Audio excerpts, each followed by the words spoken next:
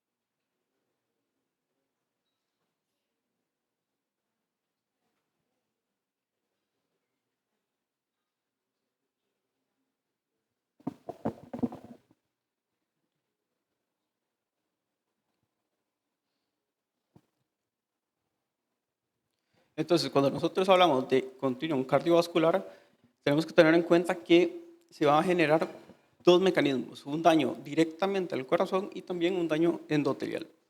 Cuando hablamos de daño cardíaco nos referimos prácticamente a hipertrofia, a fibrosis, a aumento de la distensibilidad, grasa pericárdica, que ya hemos visto que no es tan inofensivo, principalmente en las mujeres, ¿verdad? Por todo su proceso inflamatorio que esto conlleva. Y de la parte endotelial tenemos varios mecanismos. En el que nos vamos a centrar ahorita es estrés oxidativo.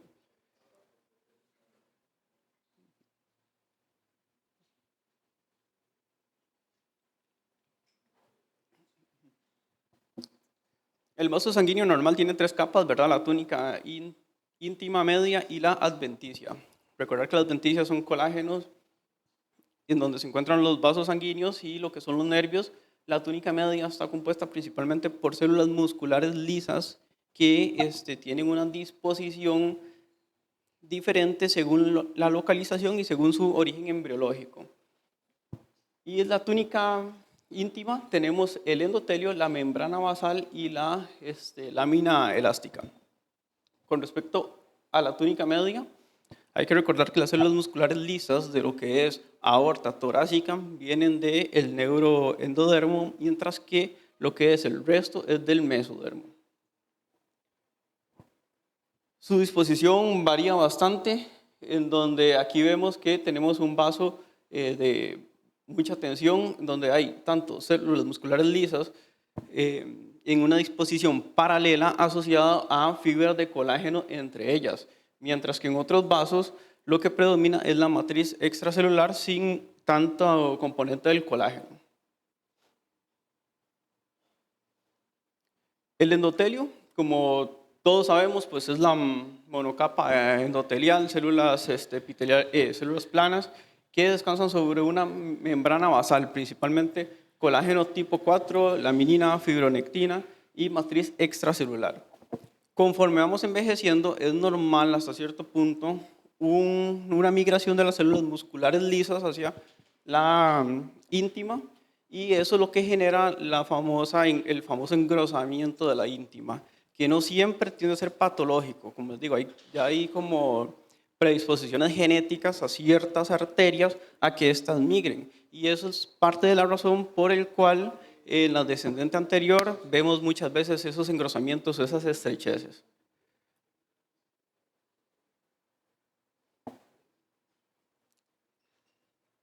Con respecto a las funciones si queremos como englobarlo de una manera sencilla, tenemos tres: control de flujo, antiinflamatorio y antitrombótico.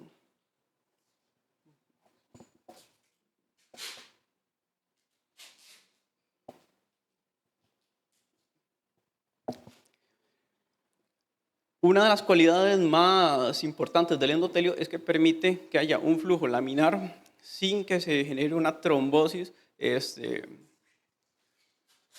la sangre. Esto se debe a las diferentes partículas que expresan.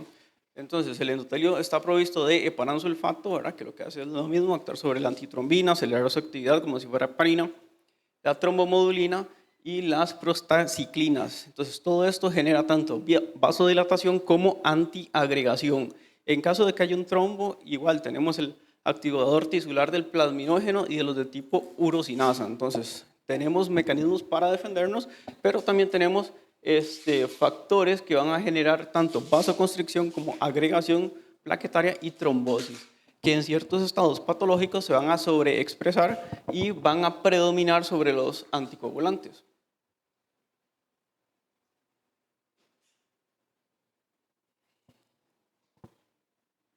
En condiciones normales, el endotelio no tiene receptores hacia células inflamatorias. De hecho, cuando nosotros tenemos un proceso inflamatorio séptico local, la mayoría de células o de leucocitos migran a través de las vénulas, ¿verdad? No por las arterias. Entonces, cuando hay una disfunción endotelial, empieza a sobreexpresarse ciertos receptores para que se pueda haber una quimiotaxis de las células inflamatorias. El flujo tiene que ser laminar, es un flujo normal. Esto a su vez es protector porque va a codificar lo que son enzimas como la superóxido dismutasa, que es un antioxidante, y también estimula mucho la producción de óxido nítrico sintetasa. El óxido nítrico, a su vez, va a inhibir la expresión de las moléculas de adhesión leucocitarias, impidiendo que éstas puedan penetrar el endotelio. También tiene efectos sobre otros genes ya propiamente inflamatorios, como el factor kappa beta, y inhibe lo que son la expresión de ciertos receptores, como el tipo 2 de Kruppel, que también son receptores para quimiotaxis de leucocitos.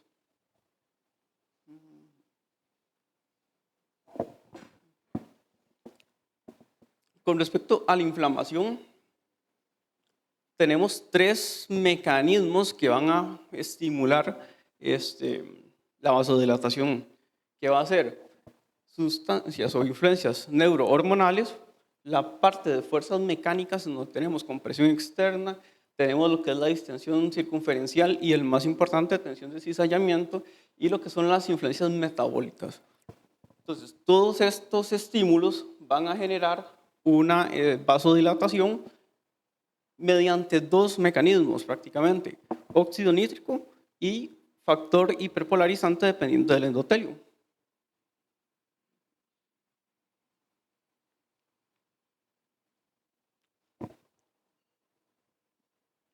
Aquí abajo, más o menos ahí, si se pudiera leer, vemos que tenemos factor hiperpolarizante dependiente del endotelio, óxido nítrico, y esto es como se vasodilata prácticamente por todo lo que usted quiera, desde la angiotensina 2 hasta acetilcolina, histamina, bradicinina.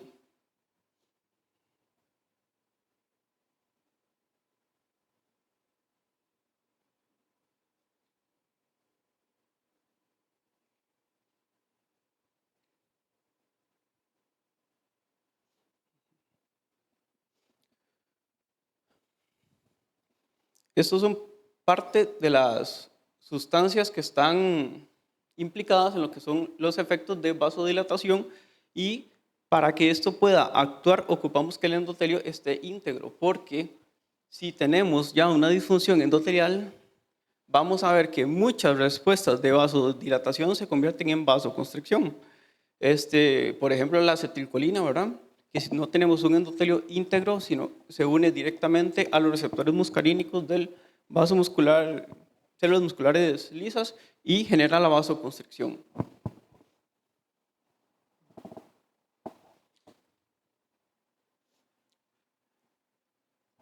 como les comenté, tenemos dos vías para que haya vasodilatación, que sea el factor hiperpolarizante o que sea el óxido nítrico.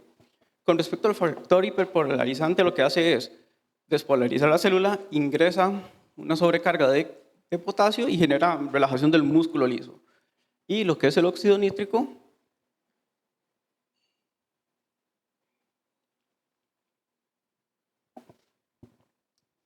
bueno, el óxido nítrico se forma a partir de la arginina con oxígeno, ¿verdad?, en presencia de la óxido nítrico sintetasa. Hay varios tipos, la más importante, la tipo 3 o la endotelial, y lo hace en presencia, bueno, de oxígeno y del NADPH. Eso genera citrulina y genera óxido nítrico. El óxido nítrico difunde hacia las células por un efecto paracrino y lo que va a hacer es pasar de GTP a GMP cíclico para cerrar el canal de calcio y evitar así la contracción muscular o lograr una relajación. Como vemos, se puede estimular por dos vías, ya sea que alguna sustancia se una directo al receptor o por el estrés de cizañamiento, que siempre tiene que ser flujos laminares, porque si tenemos una tensión de cizañamiento cíclica, como en casos de aterosclerosis, genera más bien un efecto proinflamatorio. Y eso es, es el motivo por el cual se inestabilizan las placas. Al fin y al cabo, el flujo turbulento siempre va a pegar en el hombro de la placa. Entonces es donde más inflamación va a haber, donde hay mayor lisis del tejido conjuntivo y esa es la razón por la cual se rompe una placa de aterosclerosis.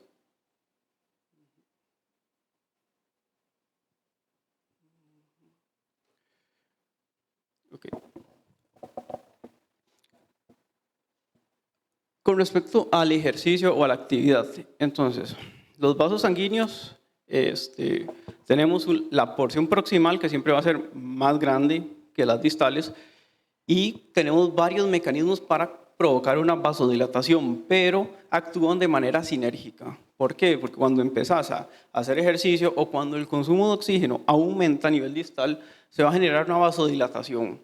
Esa vasodilatación distal es para poder llevar más nutrientes. Entonces, el vaso proximal, al tener una pérdida en las resistencias, va a tener un mayor flujo. Y eso es la fuerza de cizallamiento. Entonces, proximalmente vamos a tener una liberación de óxido nítrico y esa liberación se extiende distalmente al sitio donde está siendo estimulado. O sea, proximal y medio, óxido nítrico. Y ya al final lo que vamos a tener es un control metabólico. Y siempre existe un balance, ¿verdad? Entonces hay que recordar que la angiotensina 2 genera una vasoconstricción, sin embargo, también estimula producción de óxido nítrico. Eso es para evitar que predomine la vasoconstricción. Y es una de las causas por las cuales en los hipertensos vemos mucha vasoconstricción, porque hay disminución de la disponibilidad del óxido nítrico y también hay alteraciones con los receptores.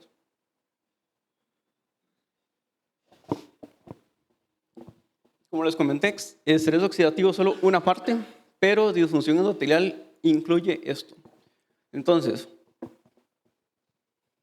cuando alguien tiene una disfunción endotelial, no es solo que tiene aumento de sus radicales libres de oxígeno ya, o que tiene un infiltrado inflamatorio, sino que tiene todos esos puntos, pero dependiendo de cuál sea la causa, se van a ver más o menos otros. Por ejemplo, el paciente con dislipidemias, vamos a ver mucha oxidación de lipoproteínas con procesos inflamatorios. El paciente diabético tiene un estrés oxidativo con depósito de los productos finales de la glicación, con paredes rígidas, colagenopatías, ¿verdad? Con la parte de células musculares. Entonces, ahí más o menos se van regulando, pero todas van haciendo un círculo vicioso y cada una va a ir provocando otros daños, ¿verdad?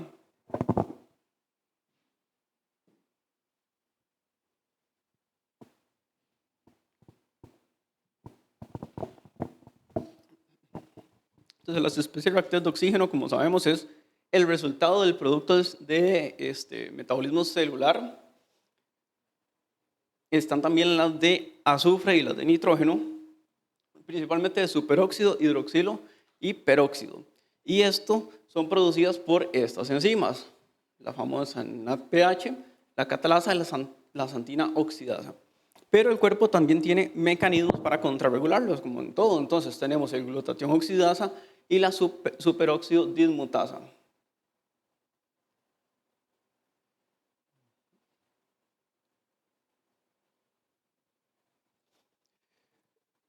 El problema es cuando la producción supera la eliminación o cuando tenemos problemas para la degradación.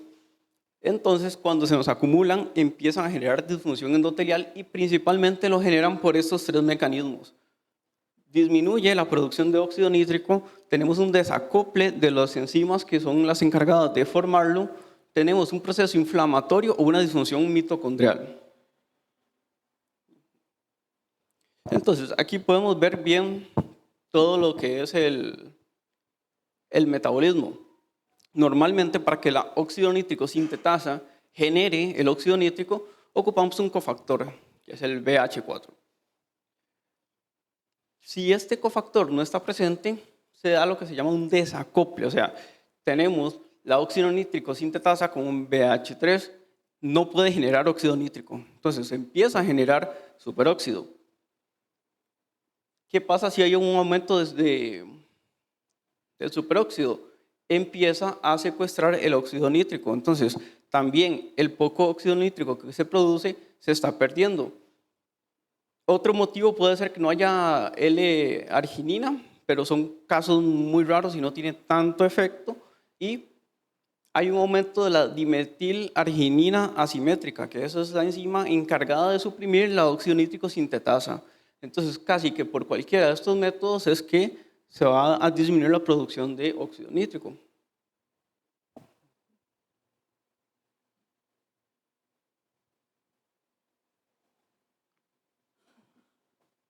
Como todo en medicina y fisiopatología y esas cosas, todo termina generando un círculo vicioso.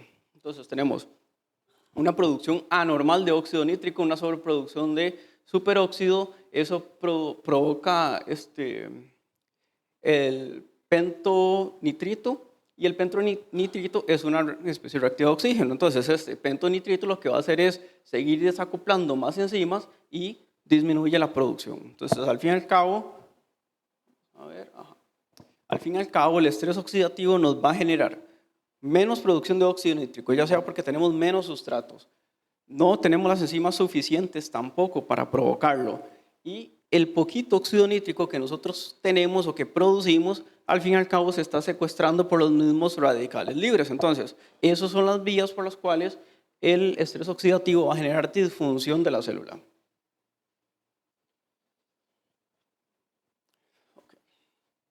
Esto fue lo mismo la vez pasada, ¿verdad? Entonces, el endotelio es un sistema, podríamos decirlo, que tiene muchas funciones, muchas endocrinas, principalmente con sustancias vasodilatadoras.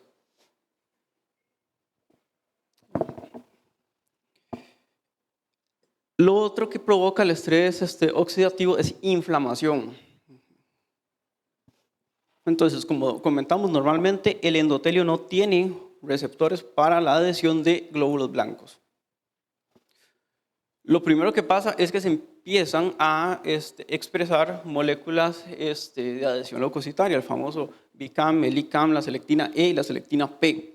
Eso lo que va a hacer es atraer macrófagos. Los macrófagos, a su vez, van a empezar a oxidar las partículas de LDL y van a empezar a provocar la liberación de ciertas citoquinas. Que estas citoquinas van a generar más daño celular. Este es el motivo por el cual vemos que al inicio de la disfunción endotelial tenemos muchas células musculares y mucho colágeno, y después las metaloproteinasas de matriz se encargan de ir haciendo una apoptosis tanto de las células musculares lisas como ir degradando todo ese colágeno, generando una placa que es vulnerable. Las células musculares lisas tienen mucha importancia porque al inicio de todo este proceso empieza a haber una migración de células musculares lisas hacia la capa íntima, y después empiezan a morir, a hacer una apoptosis, generando los puntos de ruptura de la placa. Tenemos dos tipos de respuesta inmunitaria, ¿verdad? La innata, que es por los macrófagos, en donde ellos mismos van a secretar sus citoquinas para generar el daño, y la adaptativa, en donde ocupamos ya sea de una célula dendrítica o de la endotelial que le presente el antígeno a algún linfocito T para poder activarla. Y una vez activo vamos a tener diferentes tipos de respuesta. Esta, la que es mediada por las células CD8, que es los citotóxicos, la mediada por los T helper 1, que van a provocar más citoquinas preinflamatorias, provocando mayor daño. Las respuestas por un T helper 2, que más bien tiene un efecto protector porque empieza a producir interleucina 10, y las T reguladoras que inhiben, o por decirlo así, tratan de apagar la respuesta de los macrófagos mediante factor del interferón gamma y disminuyendo la expresión o el efecto del factor transformador del crecimiento del endotelio.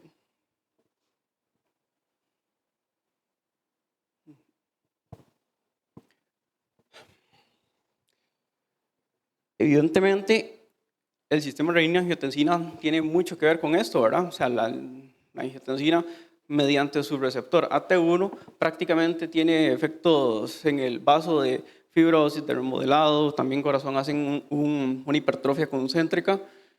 Entonces, es un punto que tenemos que tener presente para tratar estas enfermedades.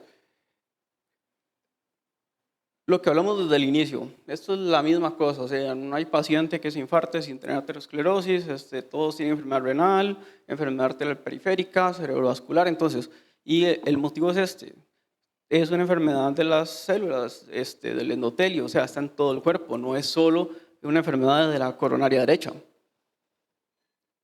Prácticamente todos los factores de riesgo lo que van a hacer es la misma cosa: estrés oxidativo, inflamación, liberación de citoquinas. Entonces, es un endotelio que va a estar rígido, que no puede vasodilatarse, que no puede producir óxido nítrico, y eso es lo que genera el daño final al órgano blanco. Para tratarlo, tenemos medidas no farmacológicas, como el ejercicio, pérdida de peso, cesación de fumado, y tenemos las estrategias farmacológicas, dentro de las cuales tenemos las estatinas, ¿verdad? Que esto es muy importante, tienen efectos pleotrópicos a nivel de los vasos sanguíneos independiente del LDL, entonces no hay que quitarle nunca la estatina a un paciente por prevención secundaria. Además, inhiben lo que son las NADPH, mejoran lo que es el acople del BH4 con la óxido nítrico sintetasa y aumentan la producción de óxido nítrico. Los antagonistas de la angiotensina, bueno, al bloquear la unión al receptor AT1, pues vamos a quitar todos los efectos dañinos de esta hormona. También reduce la producción de especies reactivas de oxígeno, incrementa la producción de nitrógeno y vasodilatan, principalmente por el efecto que tienen también sobre un endotelio normal, ¿verdad?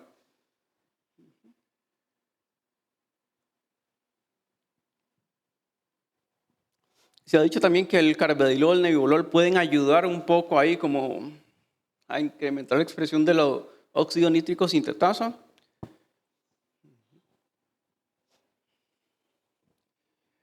A la hora de manejar a estos pacientes tenemos que tener en cuenta que la mayoría va a ocupar una terapia doble, ¿verdad? De hecho, ya prácticamente ninguna guía recomienda dar una monoterapia, y está más que claro que las dosis fijas en una misma pastilla pues generan efectos sinérgicos y mayores resultados que estar separando cada una.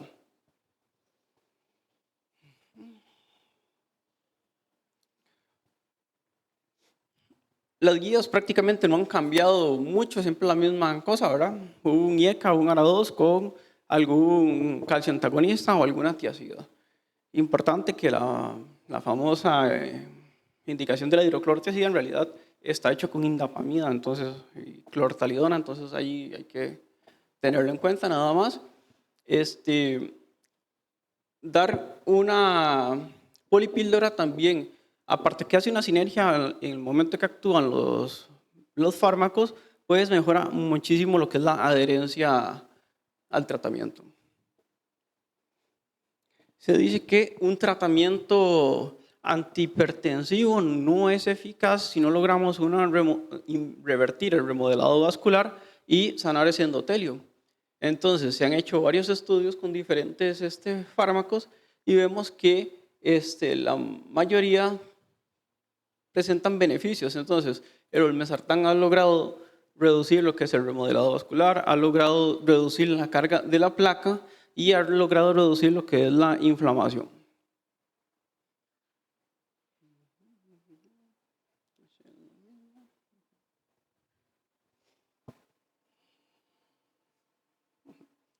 Y para terminar, entonces, nada más recordar que esto de disfunción endotelial es una enfermedad sistémica, no es algo de que tenés solo enfermo por riñón o corazón.